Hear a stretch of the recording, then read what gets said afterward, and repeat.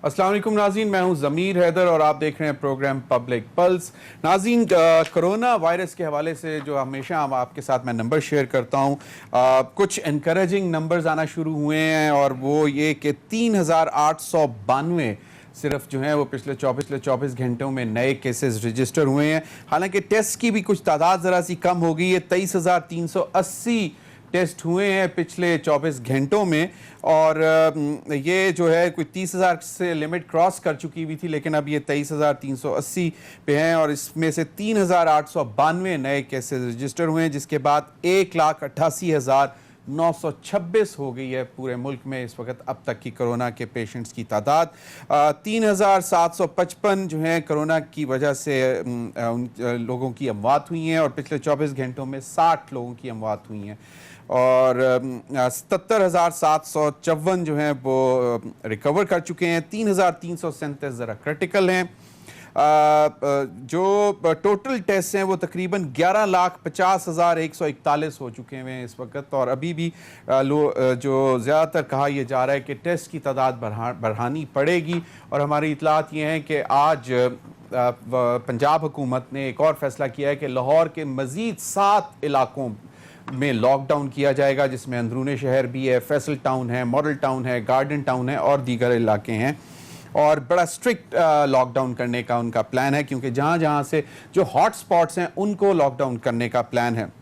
सिंध में 72,665 हो गए हैं, पंजाब में 69,536, इस्लामाबाद में 11,483, बलूचिस्तान में 9,634, केपी में 23,388, एजेके में 892 और गिलगित बल्तिस्तान में 1,337 केसेस अभी तक रजिस्टर हुए हैं। और हमारे पीटीआई के एक सीनियर मेंबर, पुराने पार्लियामेंटेरियन, और उन्होंने आज एक नुस्खा पार्लियामेंट में बता दिया और उन्होंने कहा कि जी अगर टिड्डी दल जो है वो का इस्तेमाल किया जाए तो इस पे उन्होंने तजवीज़ दिया कि इस पे रिसर्च हो जानी चाहिए।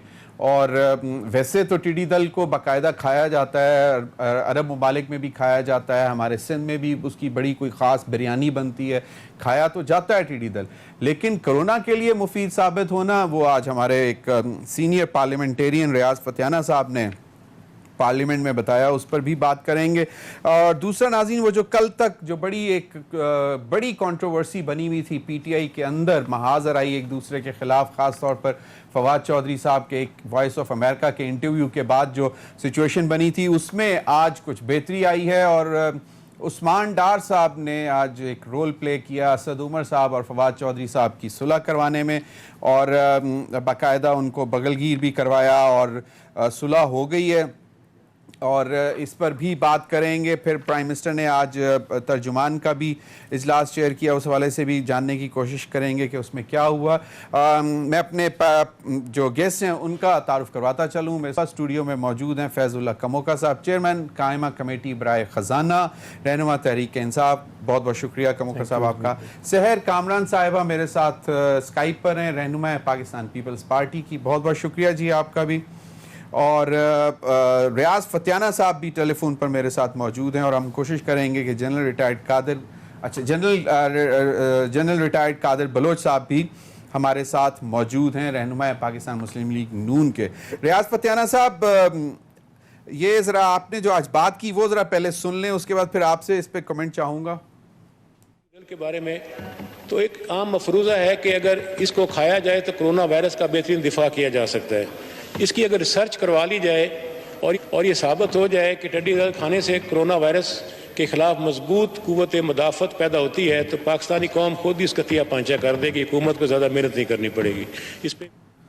जी रियाज फतियाना साहब, पहले तो एक ज़रा मुझे थोड़ा सा ये बता दें कि कहीं ना कहीं से आपको कोई इसकी अच्छी खबर मिली होगी तो तभी आपने on the floor of the house जिक्र किया होगा और आपने बहुत आजिज़ाना तरीके से ये कहा कि इस पर रिसर्च करवा ली जाए। कोई आपने कोई फाइनल नहीं कह दिया कि जी ये हतमी है कि इसी से इलाज होता है, लेकिन कहीं ना कहीं से आपको ये इतला तो मिली होगी। जैसे मैंने पहले कहा کہ ٹڈی دل جو ہے وہ ہمارے سندھ میں بھی کھایا جاتا ہے, اس کی کوئی اسپیشل بریانی بھی بنتی ہے, پھر باہر سب جو عرب ممالک ہیں ان میں بھی کہیں کہیں ہم نے سنا ہے کہ ٹڈی دل کو کھایا جاتا ہے. تو آپ کے پاس یہ اطلاع کہاں سے آئی اور اس پر ریسرچ میں کامیابی کے کتنا آپ کو لگتا ہے کہ چانسز ہیں, کتنے % چانسز ہیں کہ یہ کامیاب علاج ہو سکتا ہے کرونا کا؟ دیکھیں, انوویشن اور کریٹیوٹی صرف انگریز کی میراث نہیں ہے, مسلمانوں نے بھی ماضی میں بہت کچھ اس پہ ریسرچ کی اور سوچا ہے. دوسری بات یہ ہے کہ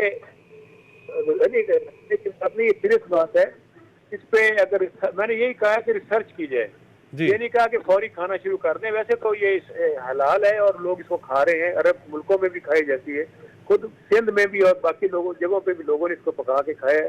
اور یہ میری انفارمیشن کے مطابق یہ بہت مضبوط سورس ہے پروٹین کا, اور کرونا وائرس میں تحفظ کے لیے امیون سسٹم قوت مدافعت بڑھانے کی بات کی جاتی ہے خوراک کے ذریعے. اور اگر یہ جو آئی گئی اللہ تعالیٰ کی طرف سے ہمارے ملک میں, تو ہم کیوں نہ اس سے فائدہ اٹھائیں, اور اس پہ اگر ان کو پکڑ کر کھا کے اس سے ایک امیون سسٹم بہتر ہو جائے اور کرونا وائرس کے خلاف ایک مضبوط مدافعت جسم کے اندر پیدا ہو جائے, اس میں کوئی مذائقہ نہیں, نہ حرج ہے. میرا خیال اس پہ ریسرچ ہونی چاہیے, اور مجھے توقع ہے کہ اس ریسرچ کے نتیجے میں پاکستان کو ایک اچھا راستہ مل جائے گا کورونا کے خلاف عوام کی قوت مدافعت میں اضافہ. صحیح, مطلب علاج نہیں ہے, یہ قوت مدافعت بڑھا سکتی ہے کیونکہ یہ پروٹین سے بھرپور ہے ٹڈی دل. اور ویسے آپ کی جو سجیشن ہے وہ آپ نے تو اس طرح مطلب بتایا ہے کہ ایک تیر سے دو شکار, کہ فصلوں کی تباہی بھی بچے گی اور قوت مدافعت بھی بڑھے گی کرونا وائرس کے خلاف لوگوں کی. بالکل یہی میں نے سوچا اور یہی میں نے کہا ہے. صحیح, چلیں بہت بہت شکریہ. سعد رفیق صاحب نے, اگر آپ ہمارے میں تھوڑا سا ٹائم, ریاض فتیانہ صاحب ہیں ہمارے ساتھ؟ ریاض فتیانہ صاحب, سعد رفیق صاحب نے بھی کچھ گفتگو کی ہے, وہ ذرا سن لیں, پھر میں اپنے پینل سے بھی اس پر کمنٹ چاہوں گا. پہلے آپ ذرا چلیں. بہت بہت شکریہ ریاض فتیانہ صاحب کا. فیض اللہ کموکا صاحب ایک سجیشن دی ہے انہوں نے, اور اپوزیشن نے تو پچھلے دنوں سے کافی آپ کے کچھ کے حوالے سے بھی جو سٹیٹمنٹس آتی ہیں ان کو پکڑا ہوا ہے اور نہیں چھوڑ رہے, اور آج بھی سوشل میڈیا پہ اب یہ ٹڈی دل پہ, حالانکہ بہت ہی معصومانہ طریقے سے ریاض فتیانہ صاحب نے ایک سجیشن دی ہے, اور یہ انہوں نے مطلب علاج نہیں, انہوں نے کہا کہ قوت مدافعت, اور یہ فل آف پروٹین ہے, اس میں کوئی تو. لیکن آپ کے مطلب کچھ وزراء کے بیانات جو ہے نا وہ بہت زیادہ کنٹروورشل بنتے جا رہے ہیں. مطلب وہ آپ کی زرتاج گل صاحبہ, انہوں نے کووڈ-19 اور اس کے بعد پھر کیا نہیں چل رہا, پرائم منسٹر پوچھتے ہیں ان ایسے لوگوں سے کہ یہ کیا کس قسم کے بیانات آپ دے دیتے ہیں, نہ کوئی بیک گراؤنڈ ہے, نہ کوئی اسٹڈی ہے, نہ ریسرچ ہے. دیکھیں, میں کیبنٹ کا حصہ تو نہیں ہوں. نہیں مطلب ویسے ہی مطلب پارٹی کا تو حصہ ہے نا. جی بالکل پارٹی کا حصہ ہوں, اور ابھی اس کے بعد سے کوئی پارلیمنٹری پارٹی کی کوئی میٹنگ بھی نہیں ہوئی جہاں پہ کوئی اس کے اوپر بات ہو سکے, تو ابھی تک تو میرے علم میں ایسی کوئی بات نہیں ہے.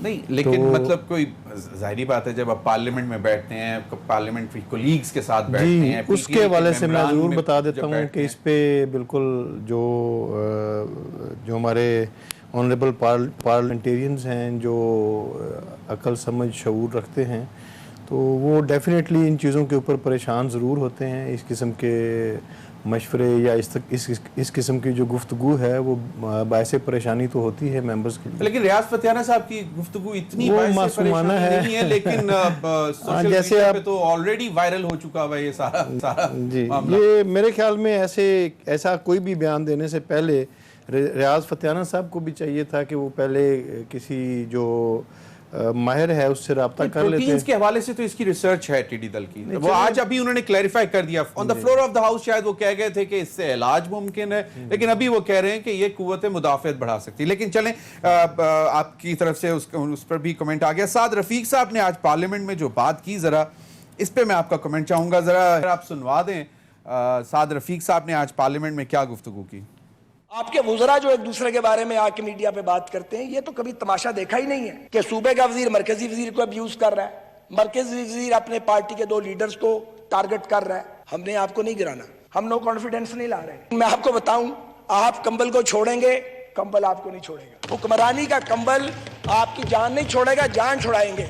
وہ وقت آنے والا ہے کہ وزارت عظمیٰ دینے والے وزارت عظمیٰ لے کے پھریں گے, لینے والا کوئی نہیں ہوگا. آپ جی فیض اللہ صاحب اس پہ بھی کمنٹ کر دیں. اور دوسرا ناظرین میں صرف وہ بھول گیا کیونکہ کرونا کی وجہ سے نہ ہم اس طرح مطلب کوئی بہت بڑے فنکشنز اور بڑے ایونٹس اور سیلیبریشنز ہوتی ہیں, تو ویسے میں بتاتا چلوں کہ آج پبلک ٹی وی کو 2 سال ہو گئے ہیں, آج اس کی 2nd اینیورسری ہے, اور اس میں ہم نے بہت اونچ نیچ دیکھی, اور الحمدللہ جہاں آج ہم پہنچے ہیں پبلک ٹی وی کے ساتھ, اس میں بہت لوگوں کا مطلب ہاتھ رہا ہے. وہ یوسف بیگ مرزا صاحب لانچ کرنے والوں میں تھے, اور جس طرح انہوں نے اس پوری ٹیم کو لے کے چلے, کچھ لوگ آئے چلے گئے اور پھر اور نئے لوگ بھی آئے, لیکن الحمدللہ تمام تر مشکلات پریشانیوں کے باوجود پبلک ٹی وی نے, پبلک نیوز نے اپنی جگہ بنائی ہوئی ہے.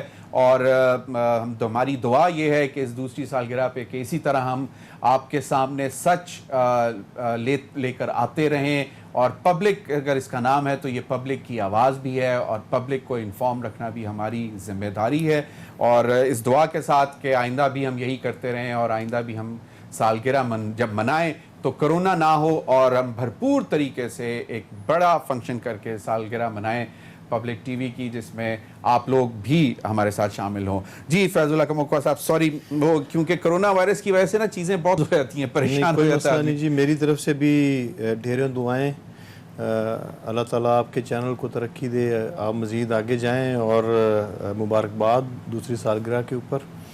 جیسے ابھی آپ نے سعد رفیق صاحب کا سلاٹ جو ہے وہ سنوایا ہے, تو اس پہ میں یہ کہنا چاہتا ہوں کہ سعد رفیق صاحب جو ہیں یہ اس سے پہلے بھی بڑی ہی زبردست تقاریر کر چکے ہوئے ہیں, اور اس کا انہوں نے پھر کبھی انہوں نے لوہے کے چنے کہا, کبھی انہوں نے کچھ کہا, کبھی کچھ کہا, اور پھر وہ لوہے کے چنے چبائے بھی گئے, اور پھر پی ٹی آئی کی حکومت بنی بھی, اور پی ٹی آئی کی حکومت کو بنے ہوئے 2 سال ہو بھی گئے ہیں, اور انشاءاللہ تعالیٰ یہ حکومت یہ 5 سال بھی پورے کرے گی, اور اگلے 5 سال بھی عمران خان کی حکومت ہی رہے گی.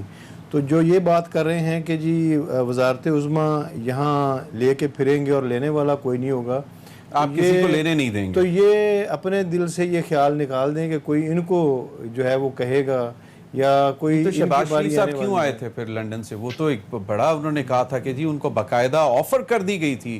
آج خواجہ سعد رفیق کہہ رہے ہیں کہ کوئی لے کے وہ پھریں آئے گے. ہیں, اپنے کیسز کو فیس کرنا پڑ رہا ہے. وہ ایک پینڈیمک کی سچویشن کا فائدہ اٹھانے آئے تھے کہ شاید یہاں پہ اللہ تعالیٰ معاف کرے لاکھوں کی تعداد میں لوگوں کی ہلاکتیں ہوں گی, گورنمنٹ سے کنٹرول نہیں ہو پائے گا, تو پھر میرے پاس سیاست کرنے کا ایک موقع ہوگا, اور میں پھر جو ہے وہ اس کو حالات کو ایکسپلائٹ کروں گا.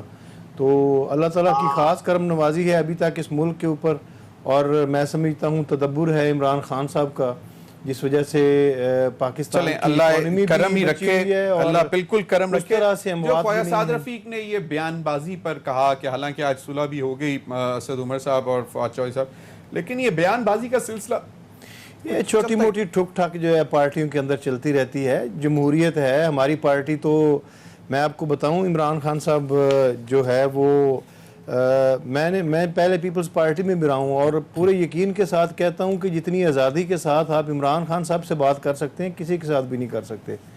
زرداری صاحب تو سننا پسند نہیں کرتے تھے. پارٹی جب میٹنگ ہوتی تھی تو پہلے بتایا جاتا تھا کہ فلاں فلاں بندہ بات کرے گا اور یہ بات کرے گا. اسی طرح کسی نواز شریف صاحب کی میٹنگ میں بھی پہلے بندے سلیکٹ کیے جاتے تھے کہ یہ بندے بات کریں گے اور یہ بات کریں گے. اور ہماری پارٹی میں ایسا کوئی کلچر نہیں ہے, ہر بندے کو اپنی بات کرنے کی آزادی ہے. اور جو ہے فواد چوہدری صاحب ایک بولڈ آدمی ہیں, انہوں نے اپنے لیکن خیالات کا آج جو اظہار کیا ترجمانوں ہے. کا اجلاس ہوا اس میں ذرائع کے حوالے سے ہمارے رپورٹر ٹکا خان ثانی نے خبر دی کہ وزیر اعظم نے اظہار برہمی کا اظہار کیا, اور پھر آئندہ پارٹی رہنماؤں کو متنازع بیان دینے سے روک دیا گیا. دیکھیں یہ جو بھی معاملات پارٹی ہیں ڈسپلن کو فالو کرنے کا کہا گیا ہے. اب وہ ڈسپلن آپ کہہ رہے ہیں کہ ایسا اس طرح کا نہیں ہے جس کا دل کرتا ہے بات کرنے. ڈسپلن ہے, اور جو ابھی یہ جن حالات کی طرف آپ نے نشاندہی کی ہے, میری بھی ذاتی طور پہ یہی رائے ہے کہ ود ان پارٹی پارلیمانی پارٹی کے اندر بیٹھ کے بات کریں, کور کمیٹی کے اندر بیٹھ کے بات کریں, ایسے اوپنلی چینلز کے اوپر جو ہے وہ ایک دوسرے کے اوپر تنقید نہیں ہونی چاہیے. بالکل صحیح کہا, بالکل صحیح. جنرل قادر بلوچ صاحب, خواجہ سعد رفیق صاحب کہتے ہیں کہ وزارت عظمیٰ جو ہے وہ لوگ ہاتھوں میں لے پھریں گے اور کوئی لینے کو تیار نہیں ہوگا. تو مجھے وہ انٹرویو ابھی مطلب یاد آ گیا جو شہباز شریف صاحب نے دیا تھا لنڈن سے واپسی پر, کہ جی مجھے تو یقیناً مطلب دلایا گیا تھا کہ میں وزیر اعظم بننے کے لیے آ رہا ہوں, ہم نے تو ساری پارٹی کے اور کیبنٹ منسٹرز بھی فائنل کر دیے تھے. تو آج خواجہ صاحب کہہ رہے ہیں کہ بھئی کوئی بھی لینے کو تیار نہیں ہوگا. تو یہ کیا معاملات کیا ہیں, آپ کو کیا لگتا ہے؟ بسم اللہ الرحمن الرحیم. بھائی جہاں تک میرا تعلق ہے, نہ میں سعد رفیق صاحب سے میرا کانٹیکٹ ہوا ہے کہ اس سے وجہ پوچھ لوں کہ انہوں نے کیوں یہ بات کہی اور کس پیرائے میں, کیا بیک گراؤنڈ کیا تھا, اس کے ذہن میں کون سی باتیں تھی جس کی بنیاد پہ انہوں نے یہ بات کی. نہ میاں شہباز شریف صاحب نے ہم سے یہ بات کی ہے کہ اس کو وزارت عظمیٰ کی آفر کی گئی یا نہیں کی گئی, کیا تھا کیا نہیں تھا. بنیادی طور پر جس طریقے سے آپ کھل کے بات کر رہے ہیں اس طریقے سے انہوں نے بھی نہیں مانا کہ ایسی کوئی بات نہیں تھی. مقصد یہ تھا کہ سچویشن, وہ بات یہ کرنا چاہتے تھے کہ اس ملک میں جو افراتفری ہے, جو اختلافات ہیں کیبنٹ کے اندر, ایک کیبنٹ کے مرکز کے علیحدہ جو ہے نا 5-10 گروپ بنے ہوئے ہیں, صوبے ان سے علیحدہ سوچ رہے ہیں, حکومت کی پالیسی پرائم منسٹر ایک دے رہی ہے, وزیر اعلیٰ اپنی پالیسیاں چلا رہے ہیں, کورونا پہ ایک پالیسی, فلانے پہ ایک پالیسی, کوئی کسی ایک پیج پہ ہے نہیں.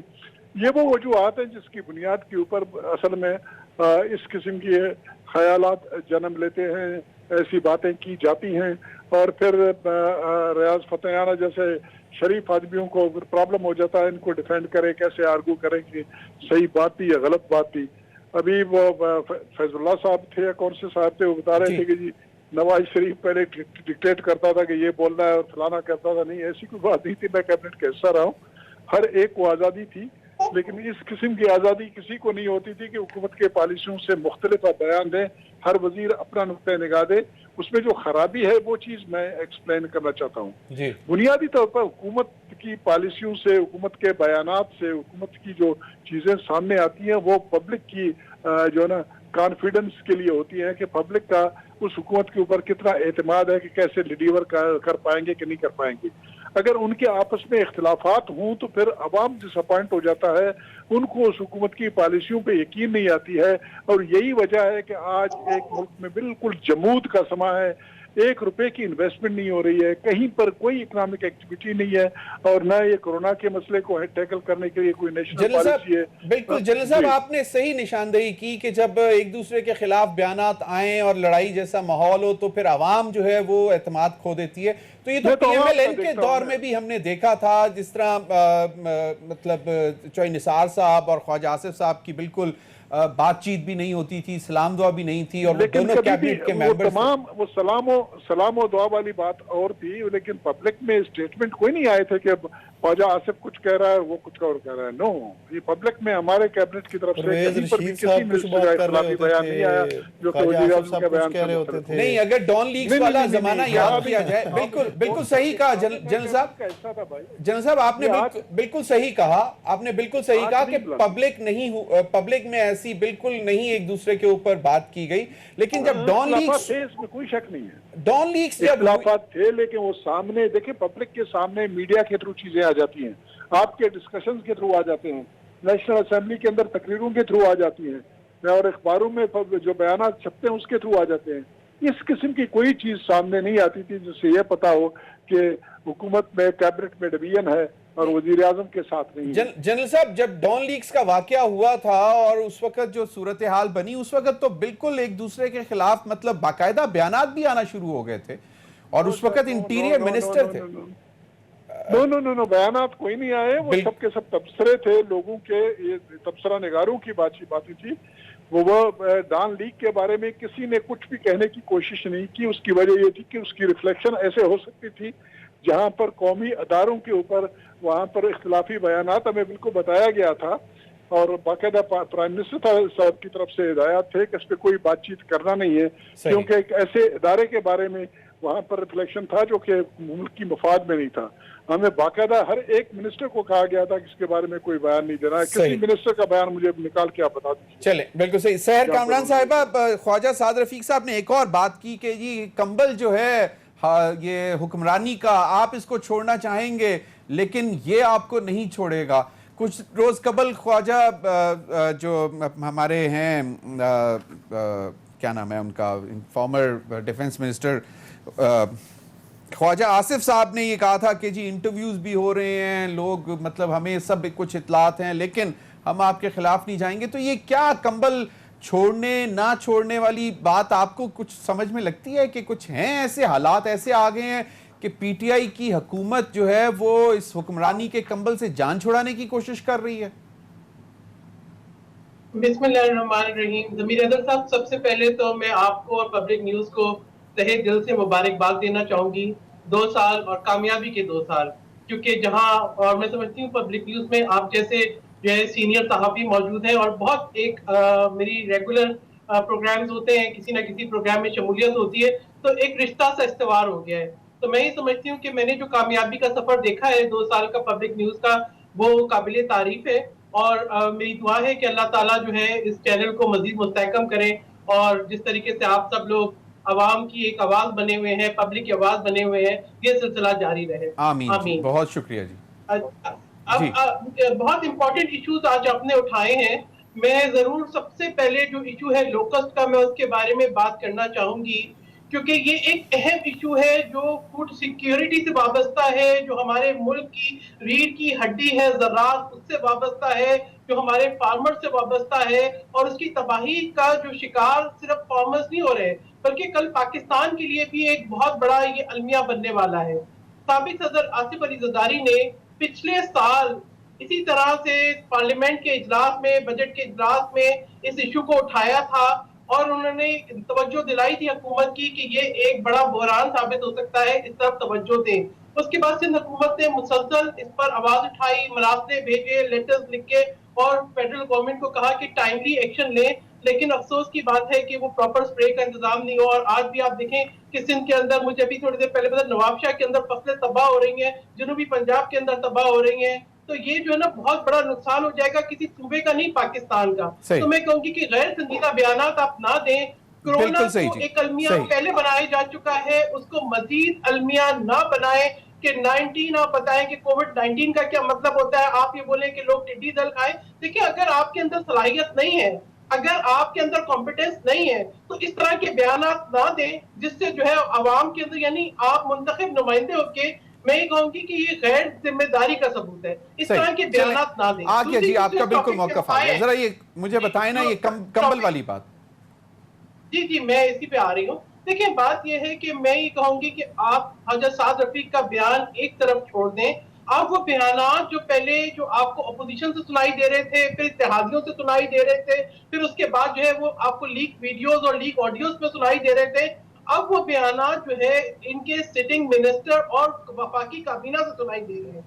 تو میں یہ کہوں گی کہ اس کے اندر توجہ دینے کی ضرورت یہ ہے کہ اندرون خانہ کیا بات ہے، کہ جو بھان متی کا کنبہ جوڑا تھا یہ کیوں بکھر رہا ہے اور اس کی وجوہات کیا ہے. ہم آہنگی کیوں نہیں ہے، فوکس کیوں نہیں ہے، توجہ کیوں نہیں ہے، اور کیا وجہ ہے کہ جب فواد چودھری صاحب بھی کہتے ہیں کہ وزیر اعظم نے کہا کہ ہمارے پاس 5.5 اور 6 مہینے ہیں، تو خواجہ سعد رفیق کیا کہتے ہیں، میں تو اس کو ایک طرف دیکھوں گی بھی نہیں. دیکھیں، یہ بات ہے کہ یہ تو آپ یہ سمجھیں کہ ان کو ایک ایسی اپوزیشن کا سامنا ہے جو کہ میچور ہے، جو یہ سمجھتی ہے کہ جمہوریت کا تصدر ملک کے استحکام کے لیے بہت ضروری ہے، جو کوئی شب خون نہیں مارنا چاہتی، جس نے جو ہے مولانا فضل الرحمان کے دھرنے کے وقت بھی ایک اعتدال پسندی کا رویہ اپنایا.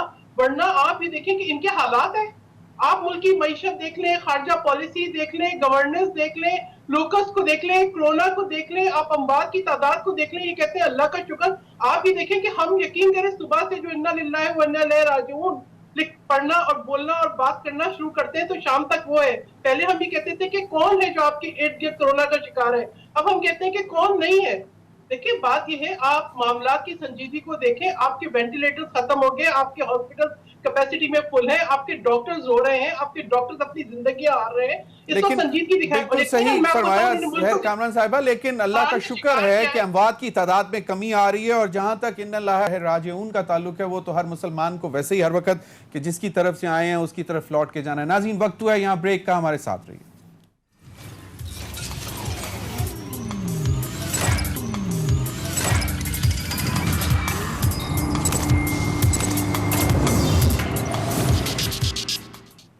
Welcome back.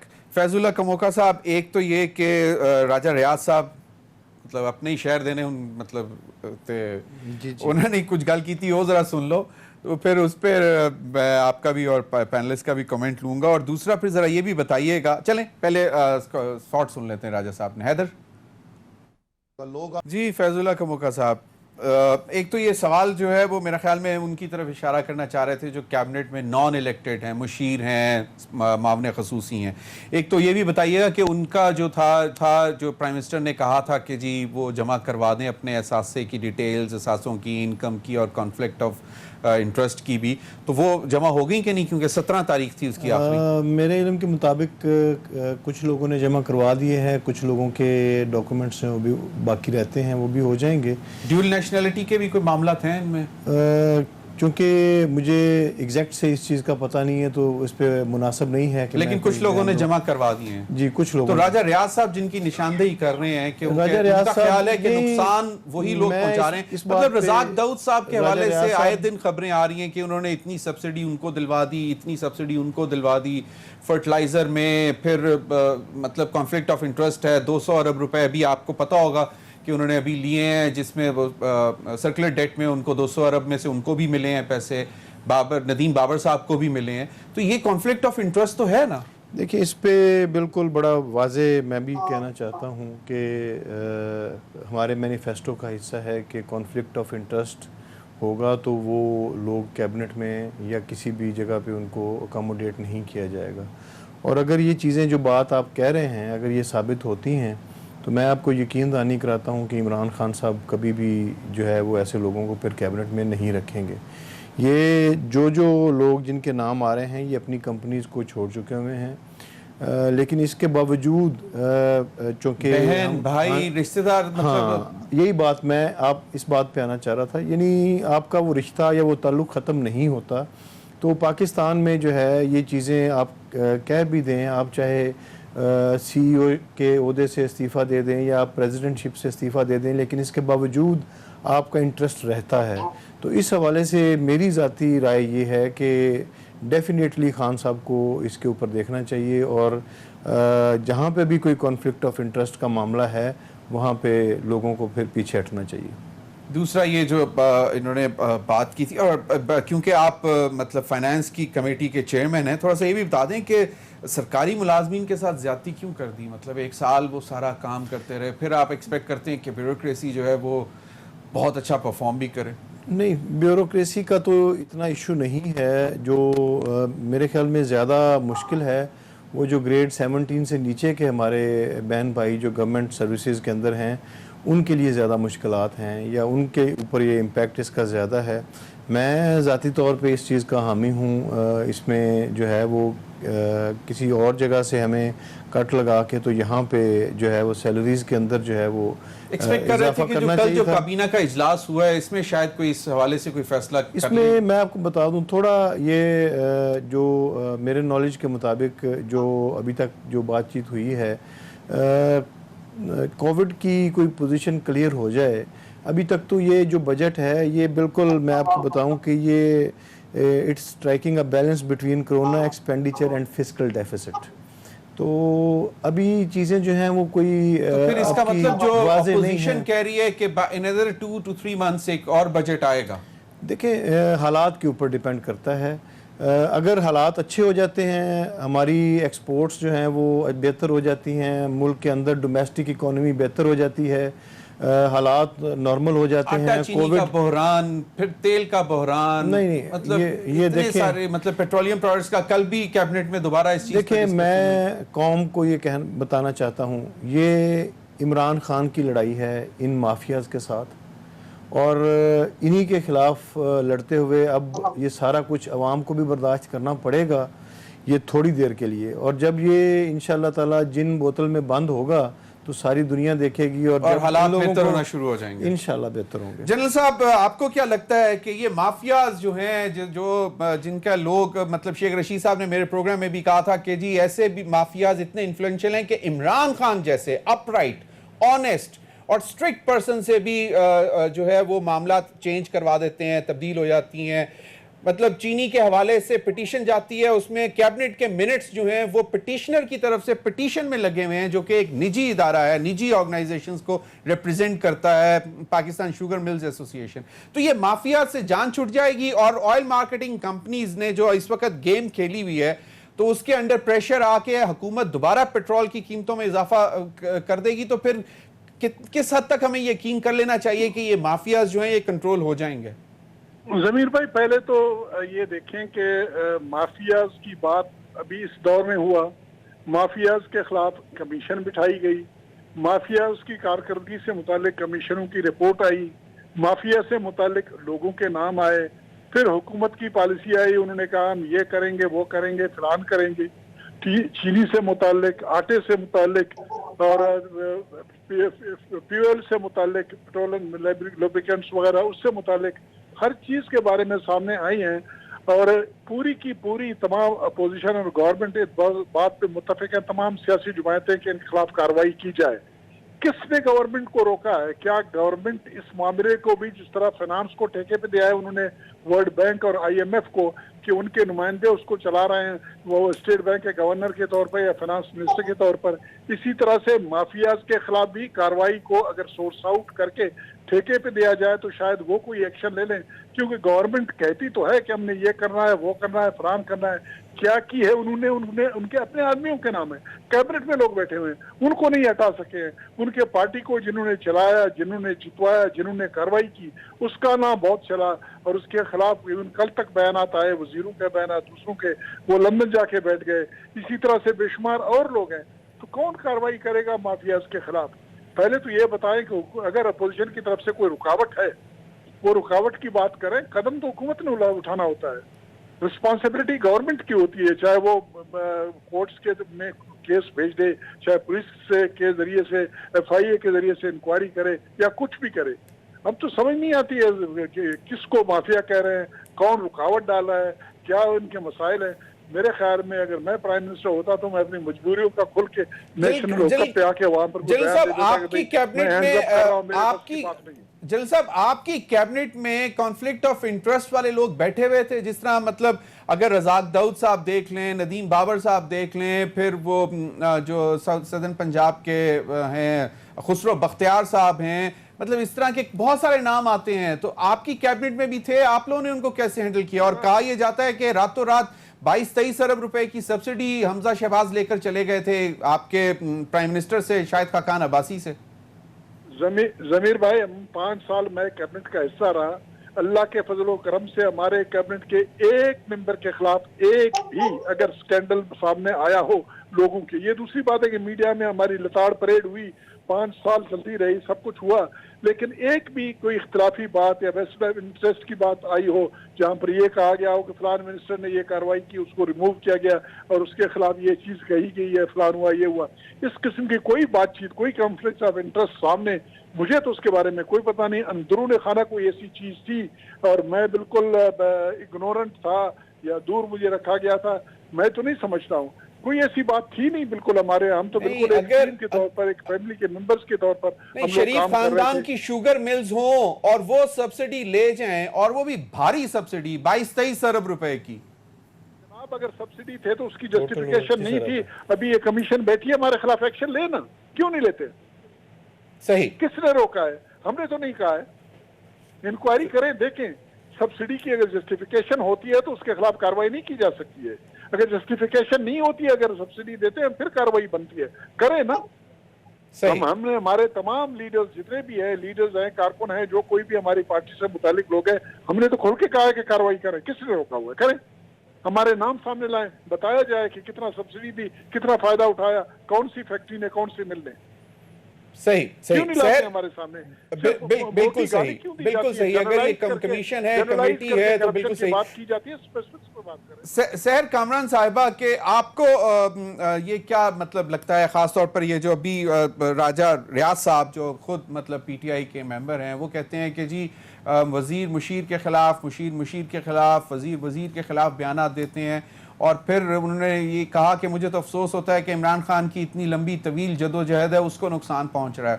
تو آپ کو کیا لگتا ہے کہ یہ جو نان الیکٹڈ مشیر اور آپ کے ساتھ بھی تھے, پھر وہ بھی مطلب امپورٹڈ جن کو کہا جاتا ہے وہ آپ کے کیبنٹ میں بھی رہے. آپ کو کیا لگتا ہے یہ لوگ نقصان پہنچاتے ہیں ملک کو؟ دیکھیں, پہلی بات تو یہ کہ میں ضرور اس پہ کمنٹ کرنا چاہوں گی کہ اگر آپ 3806 جانوں کے ضیاع کو کم سمجھتے ہیں تو میں کہوں گی بڑے افسوس کی بات ہے, یہ جانیں بہت قیمتی ہیں. اور جو اذیت ناک موت جو ہوتی ہے جس میں آپ کے عزیز اور آپ کے رشتہ دار جو ہے جنازے میں شریک نہ ہو سکیں, اس کو اگنور نہ کریں. اور میں یہ کہوں گی کہ اگر 6 مارچ کو 6 کیسز تھے کورونا کے, تو آج 1,90,839 کیسز ہیں. اس کو آپ کم سمجھتے ہیں تو میں کم نہیں سمجھتی. اب آپ کے سوال کے اوپر آؤں گی ضمیر اعظم صاحب. دیکھیں, بات یہ ہے کہ آپ نے جو سوال کیا, میں یہ کہوں گی کہ وہ جو ہے نا گھر کا بیدی لنگا ڈھائے, یہ وہ والی بات ہے. اور یقیناً کچھ پریشر گروپس اور کچھ مورے ایسے ہیں جو کہ مسلط کر دیے جاتے ہیں. ہمارے ہاں جمہوری نظام ابھی اتنا مستحکم نہیں ہے, لیکن in case of Imran Khan Ahmed Niazi صاحب, he opted for that. اگر میں کہوں گی کہ سب سے پہلے اپنے اندر کا مافیا تلاش کرے, وہ مافیا جو کنٹینر پہ کھڑے ہو کے کہتا تھا کہ یوٹیلیٹی بل پے نہ کرے, وہ مافیا جو کہتا تھا ہنڈی سے پیسہ بھیجے, وہ مافیا جو کہتا تھا کہ آپ جو ہے گورنمنٹ فنڈنگ چینل استعمال نہ کریں. میں یہ کہتی ہوں کہ آپ ذرا اس مافیا کو دیکھیں, اور اس وقت جو انہوں نے تو سوچ سمجھ کے دیکھیں. ایک یہ ہوتا ہے کہ آپ کی ایک ایسی پروپورشن ہوتی ہے کہ آپ حکومت بناتے ہیں اور آپ کو کچھ جگہ پہ کمپرومائز کرنا پڑتا ہے. انہوں نے سوچ سمجھ کے ہی آپٹڈ فار دوز پیپل, صرف اقتدار کے لیے. اور اس اقتدار کی حوث میں جو انہوں نے بے روزگاری, جو معیشت کا برا حال جو انہوں نے پھیلایا, وہ جو بات کرتے ہیں کرپشن کرپشن کرپشن, بھائی ان کو اپنے دائیں بائیں نظر نہیں آتا. عمران خان احمد نیازی صاحب کا مافیا تو وہ ہے جو ان کے انویسٹرز اور فیسیلیٹیٹرز ہیں, جو جن کی سیڑھیوں پہ قدم رکھ کے وہ وزیر اعظم کے منصب پہ پہنچے ہیں, وہ انہی کو فیسیلیٹیٹ کر رہے ہیں, وہ اسی کی قیمت ادا کر رہے ہیں. تو عوام کو دھوکہ کیوں دیتے ہیں؟ اپنے اندر کے مافیا کو تلاش کریں. اگر آپ مافیا تلاش کرنے والے سحر کامران صاحبہ, جہانگیر خان ترین صاحب کا بہت نام لیا جاتا تھا اپوزیشن کی طرف سے, لیکن اس میں کوئی رعایت نہیں برتی عمران خان صاحب نے اس حوالے سے. کیا رعایت نہیں بڑھتی؟ آپ یہ دیکھیں کہ ہی پروٹیکٹڈ ہم بائی آل مینز. انہوں نے پروٹیکٹ کرنا تھا, یہ ان کے اوپر ایک obligation تھی, ایک لائبلٹی تھی. انہوں نے پروٹیکٹ کیا, انہوں نے شوگر مافیا کی رپورٹ کو, جو بقول ان کے مافیا, انہوں نے اس کو ڈیلے کیا, ٹویسٹ کیا, فیسیلیٹیٹ کیا. آپ بولیں گے پاکستان میں ہم رہتے ہیں, اس کے اندر کوئی حکومت ہے, اس کے اندر انٹیریئر منسٹری ہے, کیوں نہیں؟ وہ تو ہر وقت آپ تو اپوزیشن کے نام ECL میں ڈالتے ہیں, ان کو آپ کو گمان ہوتا ہے تو آپ گرفتار کرتے ہیں, آپ اعلان کرتے ہیں کہ جی آپ جو ہے وہ چند دن کے بعد فلانا شخص گرفتار ہونے والا ہے, فلاں شخص کے اوپر جو ہے فرد جرم عائد ہونے والی ہے. تو یہاں پہ آپ نے کیا کیا؟ آپ کا تیل کا بحران, آپ کا بجلی کا بحران, آپ کا دلتوں کا بحران, بحران در بحران. آپ یہ بات مطلب آپ یہ دیکھیں کہ پاکستان کو آپ کہاں تک لے کر آئے اس دور حکومت کے اندر.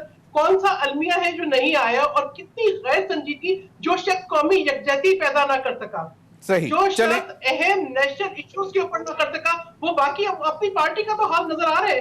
یعنی ایک شخص کی اندر اہلیت ہی نہیں ہے, انکمپیٹنس ہے اس کی, جو پورے ملک کو جو ہے نقصان پہنچا رہی ہے. میں کہوں گی اپنے اندر کا مافیا تلاش کریں, اپنے اندر کا مافیا تلاش کریں. بالکل صحیح فرمایا سحر کامران صاحبہ آپ نے کہ معاملہ وہ اسی طرح ہوتے ہیں, ان کو دیکھنا پڑتا ہے. ناظرین, اب تک کے لیے اتنا ہی. بھی وقت ہوا ایک بریک کا, ہمیں بریک کے بعد حاضر ہوتے ہیں.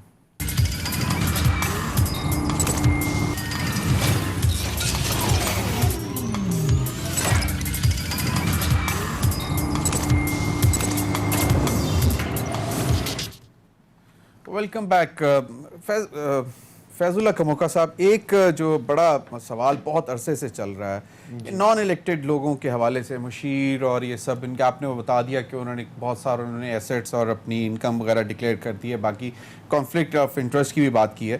کل جو فیصل واڈا صاحب نے کیبنٹ میں انہوں نے کہا کہ جی ہمارے سامنے کچھ اور بات ہوتی ہے, ECC کچھ اور فیصلے کر لیتی ہے, اور وہ پھر وہی لوگ, اسی طرح کے لوگ جن کا کوئی کانفلکٹ آف انٹرسٹ ہے, وہ فیصلے کروا کے جو ہیں لیفٹ رائٹ نکل جاتے ہیں, اور آپ ان کو کچھ پوچھ بھی نہیں پاتے ہیں, کچھ کہہ نہیں پاتے ہیں. وہ بڑا ٹیکنیکلی ہیرا پھیری کرتے ہیں. آپ تو مطلب فائنانس کی کمیٹی کے چیئرمین ہیں, تو آپ کو بھی کوئی مطلب وہ ہوتا ہے نا فار گرانٹیڈ لے لیا کہ جی میں تو اتنا بڑا بزنس, مجھے پتا ہے کہ اس کا یہ نقصان ہے, یہ فائدہ ہے.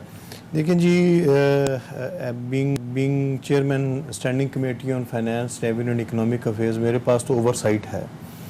تو 3 ڈویژنز کے حوالے سے جو بھی معاملات میرے علم کے اندر آتے ہیں تو اس میں میرے ساتھ جو میرے کولیگز ہیں نون لیگ سے جن کا تعلق ہے یا پیپلز پارٹی سے تعلق ہے یا دوسری پارٹیوں سے ان کا تعلق ہے، وہ اس بات کے گواہ ہیں کہ وہاں پہ ہم پارٹیزن سے ہٹ کے ہم پاکستان کے لیے کام کرتے ہیں، اور جو پالیسیز جہاں پہ کوئی گورنمنٹ کی پالیسی بھی ہمیں نظر آتی ہے یا ہمیں محسوس ہوتا ہے کہ شاید یہ پاکستان کے لوگوں کے لیے بہتر نہیں ہے، تو ہم اس پالیسی کو واپس بھیجتے ہیں. ہم اس کو اگر کوئی ایسا قانون آتا ہے تو ہم اس کے اوپر عمل اس کو پاس نہیں کرتے. ہوتے ہیں وہ آپ کے پاس نہیں آتے؟ نہیں، ای سی سی کے ڈیسیجنز ہمارے پاس نہیں آتے. جو گورنمنٹ کی لیجسلیشن ہے وہ ہمارے پاس آتی ہے، وہ ہماری کمیٹی میں نہیں. تو ای سی سی میں تو ڈیسیجن ہوتا ہے کہ جی یہ سبسڈی دینی ہے، اس کے بعد وہ فائنانس بل کا حصہ بنتا ہے، تو وہ تو ساری چیزیں آپ کی اوورسائٹ میں ہے نا. دیکھیں، اس میں آپ کو بتاؤں کہ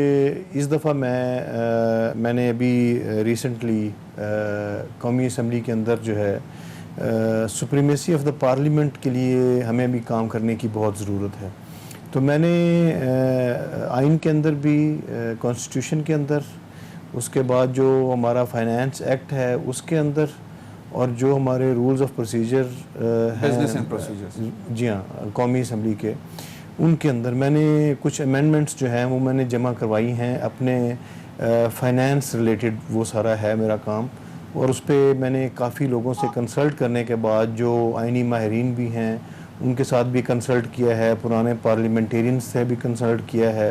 نہیں تو یہ اس میں کوئی ایسی بھی لیجسلیشن ہے کہ جو اتنے سارے پیسے لے جاتے ہیں لوگ کانفلکٹ آف انٹرسٹ کے ہوتے ہوئے بیٹھے ہوئے ہوتے ہیں کیبنٹ میں، اس کو کیسے روکا جائے گا، چیک کیا جائے گا؟ اب تک کا جو کمیٹی سبسڈیز میں لے جائیں گے، کیپیسٹی پیمنٹ میں لے جائیں گے، جی آئی ڈی سی میں لے جائیں گے، مطلب یہ اس کا کیا چیک کیا ہوگا؟ اب تک کا جو کمیٹی سسٹم ہے نا جی ہمارا، یہ ٹوتھ لیس کمیٹی سسٹم ہے. یہ میں بالکل واضح کہتا ہوں کہ کسی بھی گورنمنٹ نے اس کے اوپر کبھی کوئی کام نہیں کیا.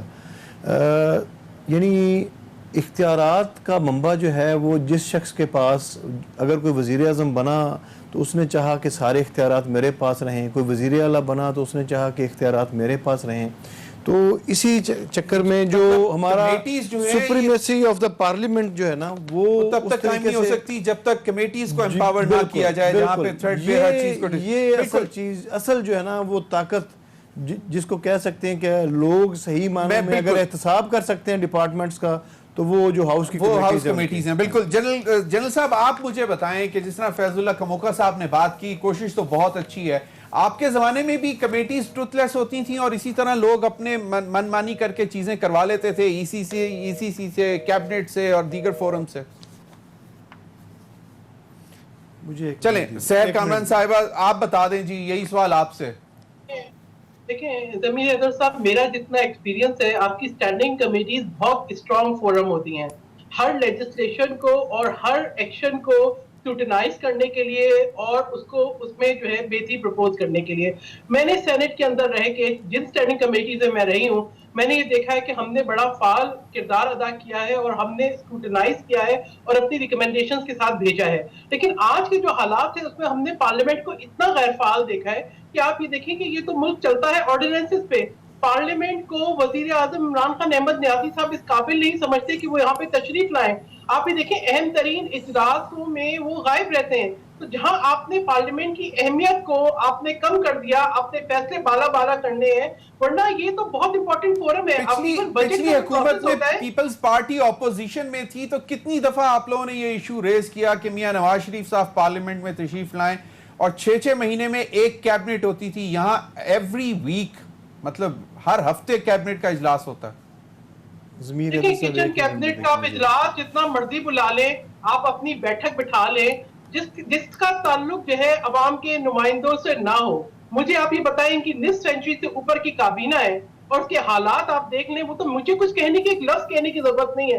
آوازیں اندر سے اٹھ رہی ہیں، کابینہ سے بھی اٹھ رہی ہیں اور ان کے ممبر سے بھی اٹھ رہی ہیں. چلیں بالکل، ہم تو روز آواز بالکل 30 سیکنڈ جی میرے پاس. کموکا صاحب کچھ ایڈ کرنا چاہ رہے ہیں؟ میں ایڈ یہ کرنا چاہتا ہوں، یہ ہماری کیبنٹ کی بات کہہ رہی ہیں کہ 51 ممبرز ہیں، تو پاکستان کی ہسٹری کی سب سے بڑی کیبنٹ جو تھی وہ ہمارے یوسف رضا گیلانی صاحب کی کیبنٹ تھی. چلیں آگے آپ کا جواب. اس میں میں آپ کو تھوڑی سی بس پروگرام کا وقت ختم ہو رہا ہے, اگر کوئکلی مطلب 10 سیکنڈ.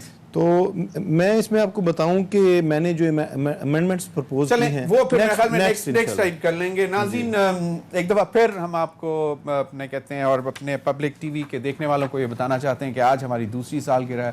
مشکل وقت آئے ہم پر, لیکن ہم ابھی تک مطلب آپ کے سامنے ہیں, اور ہماری دعا ہے کہ ہم اسی طرح پبلک کے فورم سے پبلک کی آواز بنے رہیں اور پبلک تک سچ پہنچاتے رہیں.